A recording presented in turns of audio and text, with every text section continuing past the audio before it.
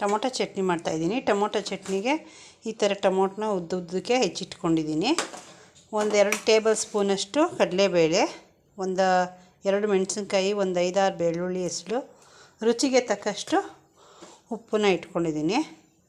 ಈಗಿನ ಕಡಲೆಬೇಳೆ, ಮೆಣಸಿನ್ಕಾಯಿ ಮತ್ತು ಬೆಳ್ಳುಳ್ಳಿನ 1-2 ಸ್ಪೂನ್ ಎಣ್ಣೆ ಹಾಕ್ಕೊಂಡು, 1 ಸ್ಪೂನ್ ಹಾಕ್ಕೊಂಡ್ರೆ ಸಾಕು, ಎಣ್ಣೆ ಹಾಕ್ಕೊಂಡು ಸ್ವಲ್ಪ ಚೆನ್ನಾಗಿ ಫ್ರೈ ಮಾಡಿ.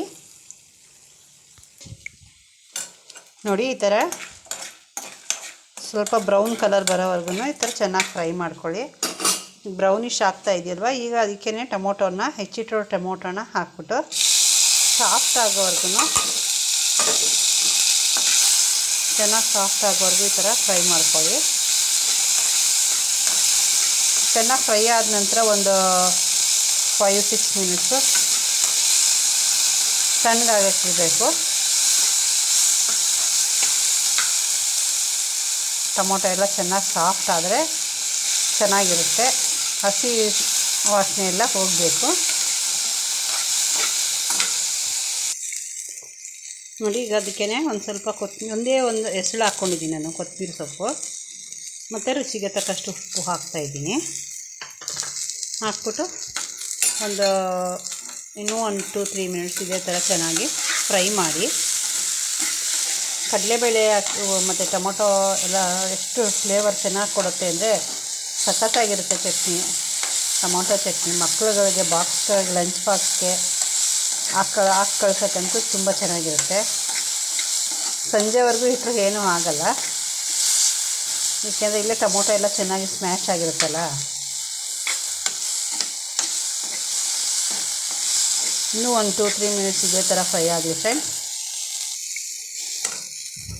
ನೋಡಿ, ಇಲ್ಲಿ ಟೊಮೊಟೊ ಎಲ್ಲ ಸಾಫ್ಟಾಗಿದೆ. ನೀರಿನ ಅಂಶ ಎಲ್ಲ ಹೋಗಿದೆ. ನೋಡಿ ಎಷ್ಟು ಸಾಫ್ಟಾಗಿದೆ. ಇದನ್ನೆಲ್ಲ ಒಂದು 5 ಮಿನಿಟ್ಸು ಆಫ್ ಮಾಡಿಬಿಟ್ಟು ಮಿಕ್ಸಿ ಮಾಡಿಟ್ಬಿಟ್ರೆ ಟೊಮೊಟೊ ಚಟ್ನಿ ತುಂಬ ಚೆನ್ನಾಗಿರುತ್ತೆ. ಜಾಸ್ತಿ ಬೇಕು ಅಂತ ಅಂದರೆ ಇದಕ್ಕೊಂದು ಸ್ವಲ್ಪ ಇನ್ನೂ ಒಂದು ಟೊಮೊಟೊ ಹಾಕೋದು. ನಾವು 1 ದಪ್ಪ ಟೊಮೊಟೊ ಹಾಕ್ಕೊಂಡಿದ್ದೀನಿ. ನೀವು ಇನ್ನೂ ಒಂದು ಟೊಮೊಟೊ ಹಾಕೊಬೋದು, ಅಥವಾ ಒಂದು ಸಣ್ಣ ಈರುಳ್ಳಿನ ಇದಕ್ಕೆ ಹಾಕಿದ್ರೆ ತುಂಬ ಚೆನ್ನಾಗಿರುತ್ತೆ.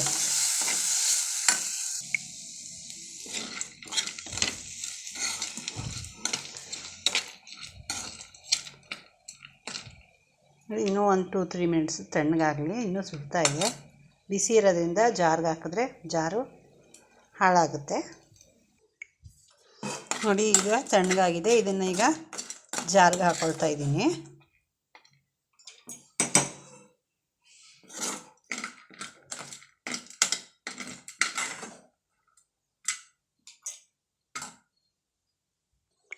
ನೋಡಿ, ಈ ಥರ ಗಟ್ಟಿ ಚೆನ್ನಾಗಾಗಿದೆ. ಇದು ನೀವು ಬೇಕು ಸ್ವಲ್ಪ ತೆಳ್ಳಗಿರಬೇಕು ಅಂದರೆ ಒಂದು 2-3 ಸ್ಪೂನಷ್ಟು ನೀರು ಹಾಕ್ಕೊಂಡು ಮಿಕ್ಸಿ ಮಾಡ್ಕೊಳ್ಳಿ. ನೋಡಿ, ಟೊಮೊಟೊ ಚಟ್ನಿ ರೆಡಿಯಾಗಿದೆ. ಒಂದು ಸಲ ಟ್ರೈ ಮಾಡಿ ನೋಡಿ, ಟೇಸ್ಟ್ ಮಾಡಿ, ಲೈಕ್ ಮಾಡಿ. Thank you for watching.